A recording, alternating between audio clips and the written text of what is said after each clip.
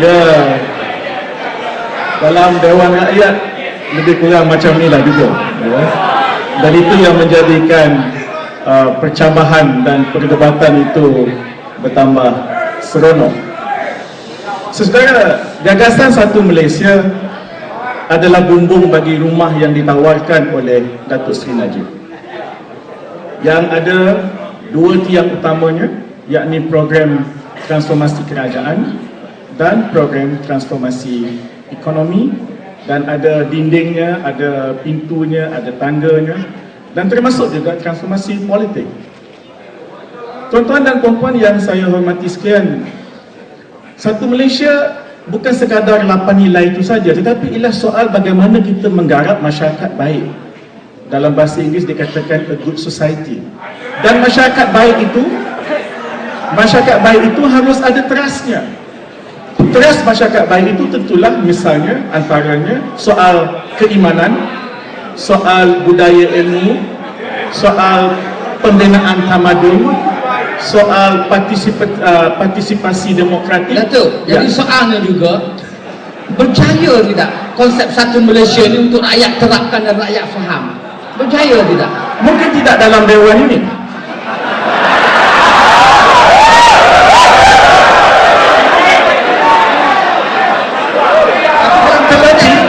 Tetapi dalam konteks masyarakat, ya, dalam konteks masyarakat, data-data yang dibuat oleh pihak yang ketiga itu menunjukkan ia mendapat sambutan yang hangat. Kalau kita lihat misalnya kajian yang dibuat oleh UIA baru-baru ini, walaupun UIA tak bagi saya masuk baru-baru ini, populariti Datuk Seri Najib itu sebahagian besarnya kerana atau akibat atau disumbangkan oleh gagasan Satu Malaysia itu semakin meningkat. Tetapi dalam Perhimpunan Agung UMNO baru-baru ini betul, kalau Datuk Seri Najib ada konsep Satu Malaysia itu, tetapi adakah Datuk melihat pembicara-pembicara dalam Perhimpunan Agung UMNO baru-baru ini mendukung konsep itu? Tidakkah mereka menggunakan agenda Melayu itu bukan bertentangan dengan gagasan Satu Malaysia.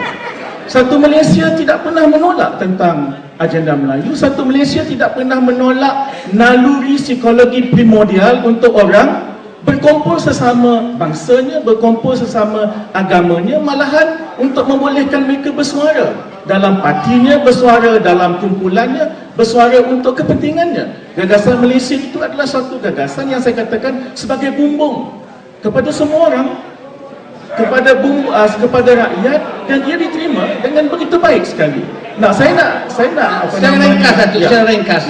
Saya nak sebutkan beberapa perkara. Saya tidak menafikan yang disebutkan oleh Yang Berhormat Saifuddin Nasution tentang laporan Ketua Audit Negara itu. Memang benar.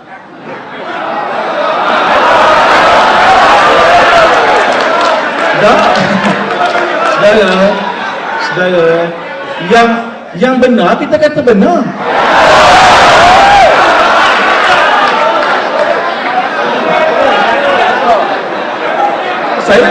Saya tidak menafikan, ya. Ini yang saya katakan, apabila rakyat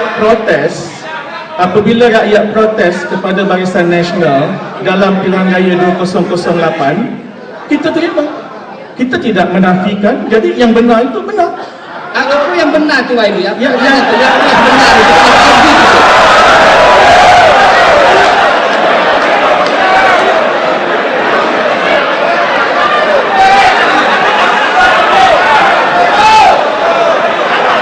yang laporan audit negara itu kata, yang disebutkan oleh Yang Berhormat Saifuddin Nasution itu, memang itu yang dikata oleh audit, ketua audit, dan saya terima itu. Tetapi ada banyak lagi laporan dalam audit itu yang menegur kami, yang menegur negeri-negeri Pakatan Rakyat pun ada, dan yang menyebut bahagian-bahagian kementerian-kementerian yang pengurusannya begitu baik pun ada. Jadi saya fikir laporan itu satu laporan yang adil, yang saksama. Ya, bezanya ialah YB Saifuddin sebut yang dia sajalah, dia tak sebut yang kami. Saya sebut dua-dua.